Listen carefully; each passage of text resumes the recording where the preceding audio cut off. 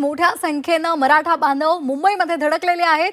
आझाद मैदानावर मोठ्या प्रमाणात पोलीस सुरक्षा आहे आणि तिथला आढावा घेतला आमच्या प्रतिनिधी सीमा आढे यांनी। पाहूयात। मनोज जरांगे पाटील यांच्या नेतृत्वाखाली आज मुंबईतील आझाद मैदानावर मराठा आरक्षणासाठी आंदोलन होणार आहे। भगवं वादळ मुंबईमध्ये दाखल झाले।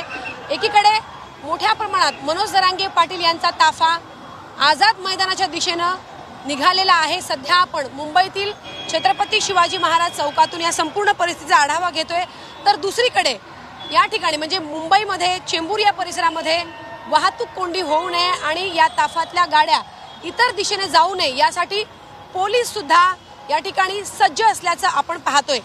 पोलीस अधिकारी, पोलीस वरिष्ठ अधिकारी या चौकामध्ये उपस्थित असताना या ठिकाणी वेगवेगळ्या तुकड्या दाखल करण्यात आलेल्या आहेत। संपूर्ण या परिसरामध्ये संपूर्ण या सिग्नलवर प्रत्येक ठिकाणी आपण बॅरिकेडिंग पाहतोय।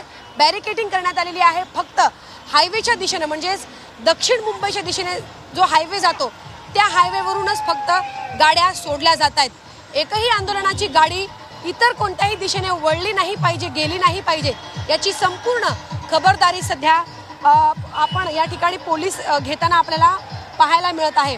ठिकठिकाणी पोलीस बंदोबस्त लावण्यात आलेला आहे जेणेकरून कोणताही अनुचित प्रकार घडणार नाही याची संपूर्ण काळजी पोलीस प्रशासन घेताना आपल्याला पाहायला मिळत आहे। आज सकाळी 9 वाजल्यापासून ते संध्याकाळी 5-6 पर्यंत आझाद मैदानावरती आंदोलन करण्याची परवानगी मनोज जरांगे पाटील यांना देण्यात आलेली आहे आणि तत्पूर्वी एक मोठ्या संख्येने गाड्या आणि आंदोलक हे आपल्याला पाहायला मिळत आहे।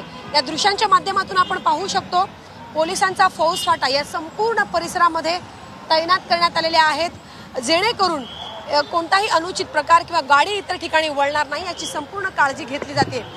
आंदोलकांची जी प्रतिक्रिया आहे ती प्रतिक्रिया अशी आहे, आम्हाला यायलाच 2 ते 3 दिवस लागले तर एका दिवसामध्ये आंदोलन कसं होणार असा सवाल उपस्थित केला जातोय।